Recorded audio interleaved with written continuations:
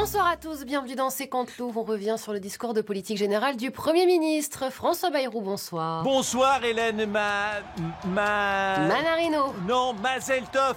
J'ai fait mon discours et je suis pas viré. Alors, hein, on la ramène moins les détracteurs. Hein, tout le monde disait que j'allais pas tenir 2 mois et là, bim, je vais peut-être en faire 3. Super.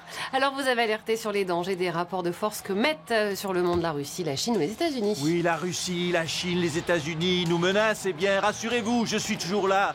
Hein? Vladimir, Xi Jinping, là, Donald, venez là, le King Bayrou vous attend. Je vous prends tous, moi. J'ai vaincu l'Assemblée. Je peux vaincre la Chine. Avec moi, que du blabla, zéro fracas. Même un... Ah bah ça vous va bien. Mais vous avez vaincu l'Assemblée et 3 secondes après, vous vous êtes emmêlé dans vos pages de discours. Oui, bon bah, oh, ça va, c'est bon, ça arrive. Mais je suis sûr que Trump et Poutine, ils regardaient pas leur télé à ce moment-là. Ils avaient eu trop peur, trop terrifiés par ma tirade précédente. Et on va leur demander. Vladimir Poutine, bonsoir. À vous les gars. Natacha, 8e bouteille. Monsieur Poutine, vous avez peur de François Bayrou? Vladimir, très peur de Bayrou. Je me retire d'Ukraine. Et je vais appeler Xi Jinping pour qu'il se retire de Taïwan. Mais la Chine n'a pas envahi Taïwan. Pas encore? Oh, pardon, je vous ai spoilé la fin.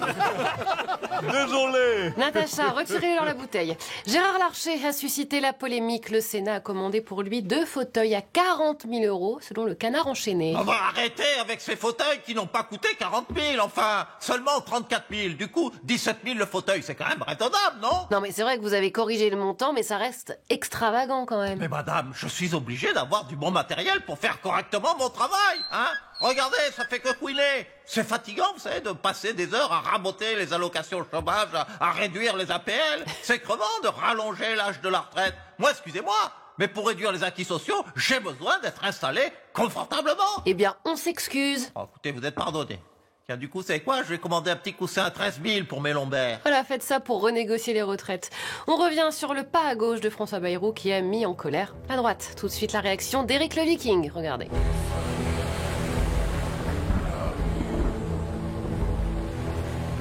Éric Ciotti, bonsoir. Alors la droite est en colère, mais en 2023, quand Elisabeth Borne a voulu faire voter cette loi à l'Assemblée, elle a dû passer par le 49.3 car la droite était divisée. Oui, mais on n'était pas divisé sur la réforme des retraites, on était divisé sur Elisabeth Borne.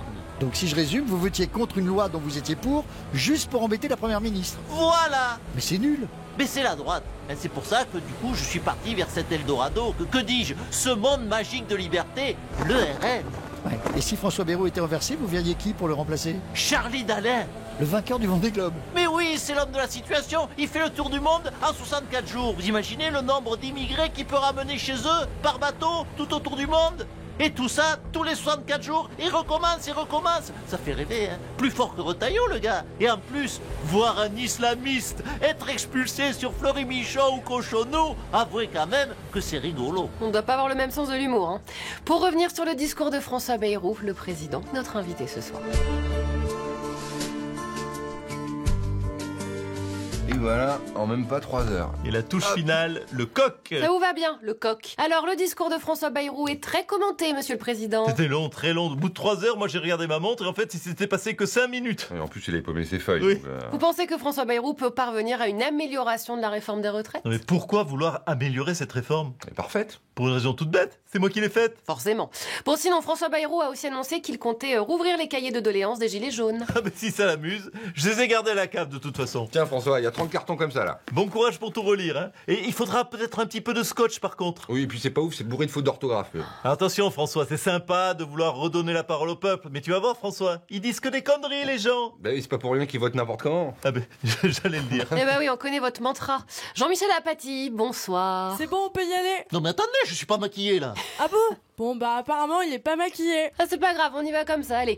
Jean-Michel Apathy, un commentaire sur François Bayrou. Ah bah écoutez, je peux vous dire qu'il est chaud le Bayrou. Il revient sur la retraite de Borne, il revient sur les gilets jaunes d'Édouard Philippe, et après il fera quoi? Il va revenir sur les 35 ans de Martine Aubry peut-être, hein? Il va revenir sur la peine de mort de Badinter. Non, Bayrou, c'est retour vers le futur. François Bayrou, rassurez-nous, vous n'allez pas revenir sur la peine de mort. Ah ben, si ça peut me permettre de rester 3 mois de plus, j'y réfléchirai. Eh ben, ça promet. Allez, salut à tous.